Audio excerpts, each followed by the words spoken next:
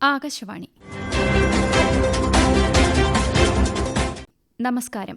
പ്രധാനമന്ത്രി നരേന്ദ്രമോദിയുടെ പ്രതിമാസ റേഡിയോ പ്രഭാഷണ പരമ്പരയായ മൻ കി ബാത്തിന്റെ 126 പതിപ്പിനെ ആസ്പദമാക്കി ആകാശവാണി പ്രാദേശിക വാർത്താ വിഭാഗം തയ്യാറാക്കിയ സ്പോട്ട്ലൈറ്റ് പരിപാടിയിലേക്ക് സ്വാഗതം.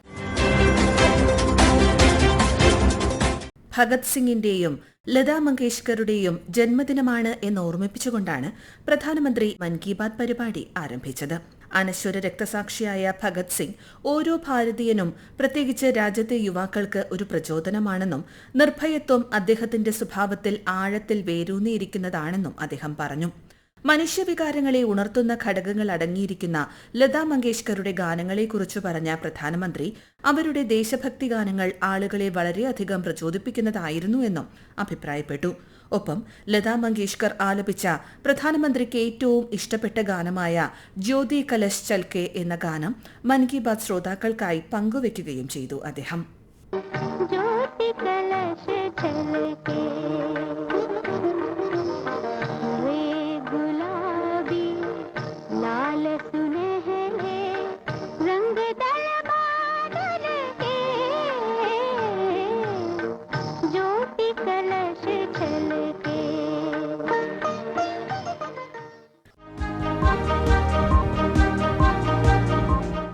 നവരാത്രിയുടെ ഈ അവസരത്തിൽ നാരീശക്തിയെ അനുസ്മരിച്ച പ്രധാനമന്ത്രി മോദി വ്യവസായം മുതൽ കായികം വരെ, വിദ്യാഭ്യാസം മുതൽ ശാസ്ത്രം വരെ ഏതു മേഖലയിലായാലും നമ്മുടെ രാജ്യത്തിലെ പെൺമക്കൾ എല്ലായിടത്തും വെണ്ണിക്കൊടി പാറിക്കുന്നതായും സങ്കൽപ്പിക്കാൻ പോലും പ്രയാസമായ വെല്ലുവിളികളെ മറികടക്കുന്നതായും അഭിപ്രായപ്പെട്ടു. नवरात्रि के इस समय में हम शक्ति की उपासना करते हैं. हम नारी शक्ति का उत्सव मनाते हैं.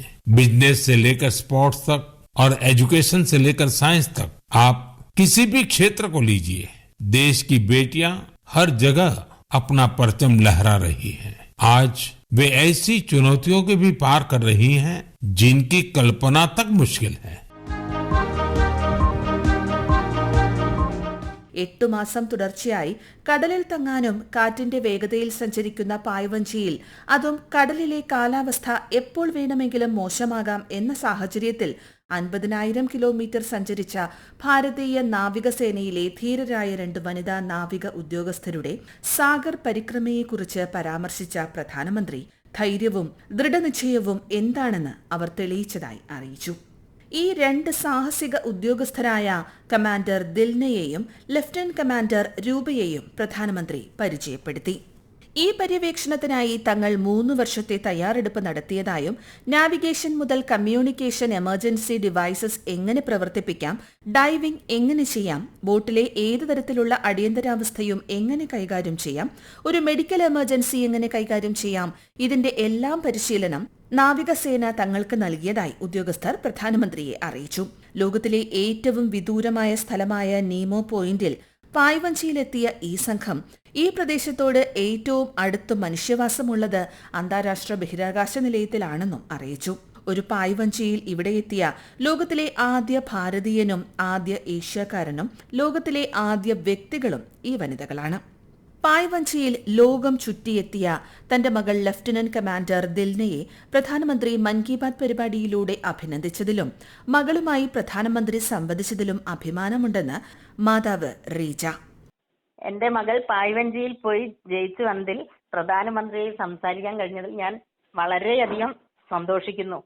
ഈ ഒരു അവസരത്തിൽ അവർ രണ്ടുപേരും ലോകം മുഴുവൻ കറങ്ങി തിരിച്ചു വന്നതിൽ എല്ലാ ഭാഗത്തു നിന്നും എല്ലാവരുടെയും സന്തോഷവും ഇതും കിട്ടുന്നതിൽ അങ്ങേയറ്റം സന്തോഷവതിയുമാണ്. പ്രധാനമന്ത്രി വിളിച്ചതിൽ ഇപ്പോഴാ എനിക്ക് പല കോളുകളും വന്നുകൊണ്ടിരിക്കുന്നു. നമ്മൾ വിചാരിക്കാതെ ഇങ്ങനെ ഒരു ഇത് കിട്ടുന്ന സമയത്ത് നമ്മൾ അത്രയും ഹാപ്പിയാണ്.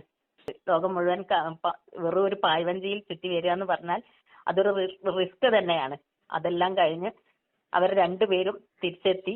അപ്പൊ അതിന് കിട്ടുന്ന ഈ ഒരു അംഗീകാരം ഉണ്ടല്ലോ, അത് വലിയൊരു അംഗീകാരം തന്നെയാണ്.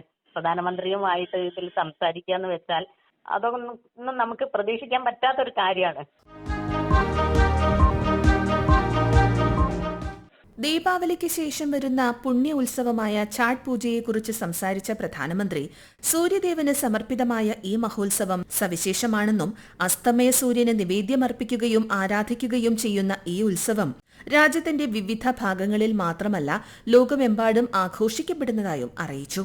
ഇന്ന് ഈ ഉത്സവം ആഗോള ഉത്സവമായി മാറിക്കൊണ്ടിരിക്കുന്നതായും ഛാഡ് ഉത്സവത്തെ ഭാരത സർക്കാർ യുനെസ്കോയുടെ ഇൻടാഞ്ചിബിൾ കൾച്ചറൽ ഹെറിറ്റേജ് പട്ടികയിൽ ഉൾപ്പെടുത്താൻ ശ്രമിക്കുന്നതായും പ്രധാനമന്ത്രി വ്യക്തമാക്കി.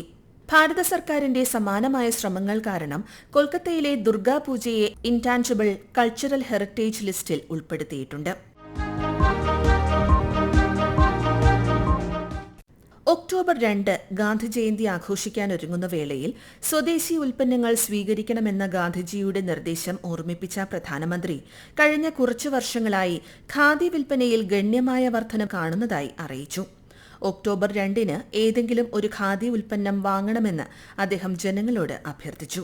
पिछले कुछ वर्षों में खादी की बिक्री में बहुत तेजी देखी गई है. मैं आप सभी से आग्रह करता हूं कि 2 अक्टूबर को कोई न कोई खादी प्रोडक्ट जरूर खरीदें. गर्व से कहें ये स्वदेशी है. इसे सोशल मीडिया पर #वोकल फॉर लोकल के साथ शेयर भी करें. खादी की तरह ही हमारे हैंडलूम और हैंडीक्राफ्ट सेक्टर में भी काफी बदलाव देखने को मिल रहा है. आज हमारे देश में ऐसे कई उदाहरण सामने आ रहे हैं जो बताते हैं कि अगर परंपरा और इनोवेशन को एक साथ जोड़ दिया जाए तो अद्भुत परिणाम मिल सकते हैं.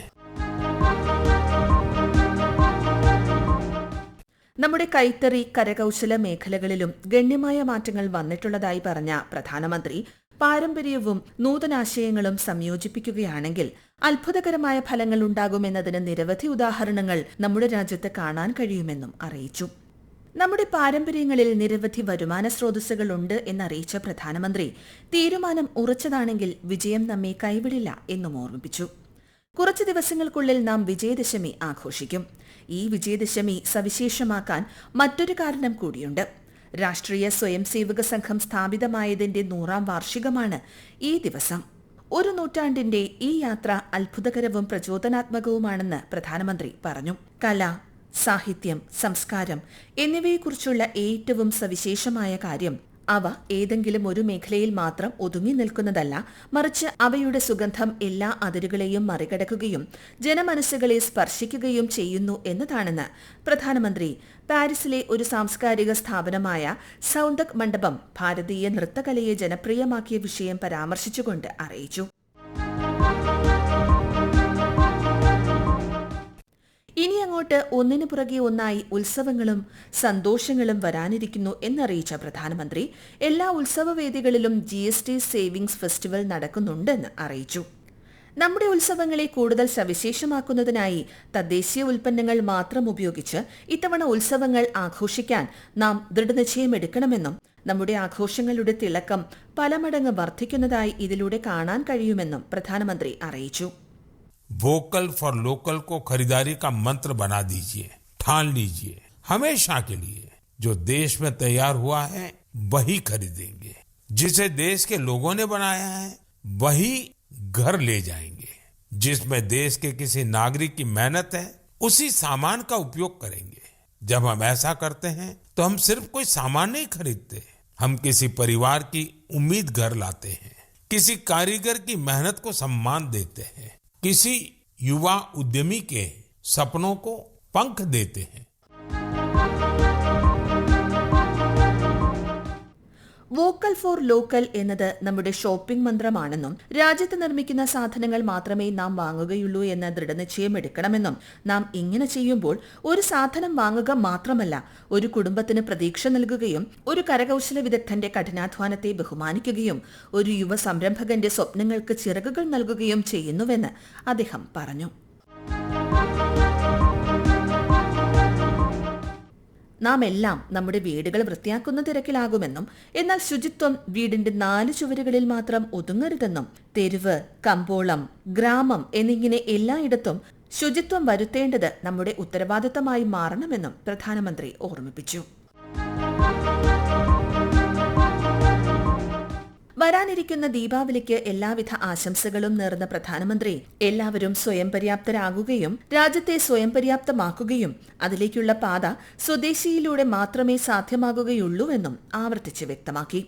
പുതിയ കഥകളും പ്രചോദനങ്ങളുമായി അടുത്ത മാസം വീണ്ടും കാണാം എന്നറിയിച്ചുകൊണ്ട് എല്ലാവർക്കും ആശംസകൾ നേർന്നുകൊണ്ടാണ് പ്രധാനമന്ത്രി മൻ കി ബാത്ത് അവസാനിപ്പിച്ചത്. പ്രധാനമന്ത്രി നരേന്ദ്രമോദിയുടെ പ്രതിമാസ റേഡിയോ പ്രഭാഷണ പരമ്പരയായ മൻ കി ബാത്തിന്റെ 126 പതിപ്പിനെ ആസ്പദമാക്കി ആകാശവാണി പ്രാദേശിക വാർത്താ വിഭാഗം തയ്യാറാക്കിയ സ്പോട്ട്ലൈറ്റ് പരിപാടി ഇവിടെ സമാപിക്കുന്നു. ഏകോപനം ലെമി ജി നായർ. തയ്യാറാക്കി അവതരിപ്പിച്ചത് ലക്ഷ്മി ശ്രീവിജയ.